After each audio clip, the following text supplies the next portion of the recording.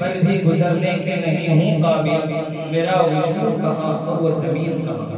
और आगे शायरी में कहता है कि खामोश भी रहे तो तकल्लुम टपक पड़े, खामोश भी रहे तो तकल्लुम टपक पड़े, और जुम्बिश लबों को दे तो तबस्सुम टपक पड़े।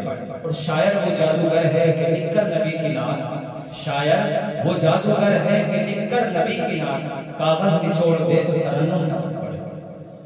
अजीज दोस्तों, अब मैं इसके बाद बगैर किसी ताख़ीर तमहीद के हमारे इस प्रोग्राम की, इस मजलिस की, नूरानी महफिल की अगली कड़ी अजीज़म कारी मोहम्मद हुसैन आए और तकबीर तिलावत कलाम पेश करें।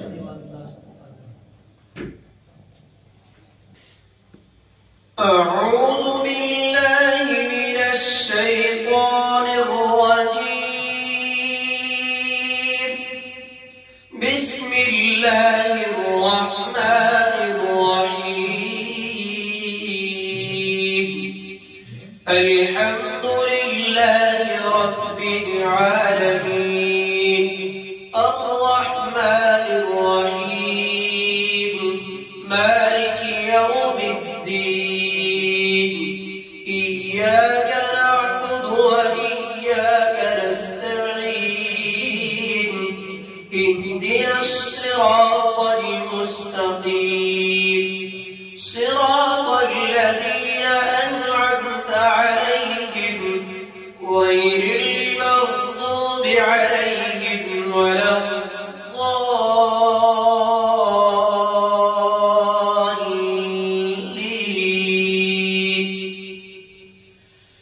बिस्मिल्लाहिर रहमानिर रहीम।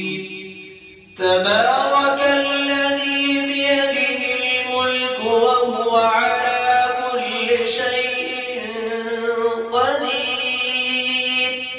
الذي خلق الموت والحياة ليبلوكم أيكم أحسن عملا وهو العزيز الغفور.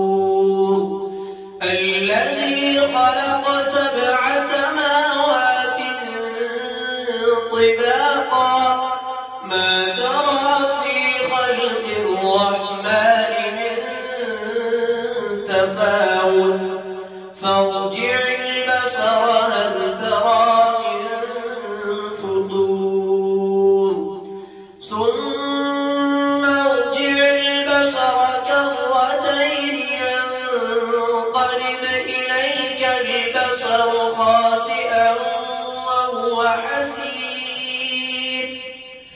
ولقد زينا السماء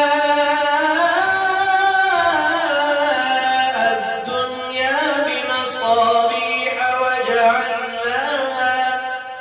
وجعلناها رجوما للشياطين وأعتدنا لهم عذاب السعير. وللذين كفروا بربهم عذاب جهنم وبئس المصير. إذا ألقوا فيها سمعوا لها شيقا وهي تفور تكاد تميز من الغيظ كلما ألقي فيها فوج سألهم خزنتها ألم يأتكم نذير.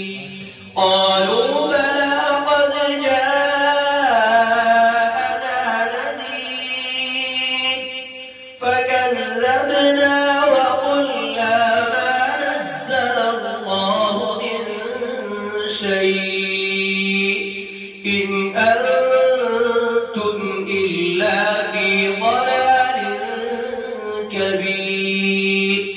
وقالوا لو كنا نسمع أو نعقل ما كنا في أصحاب السعير.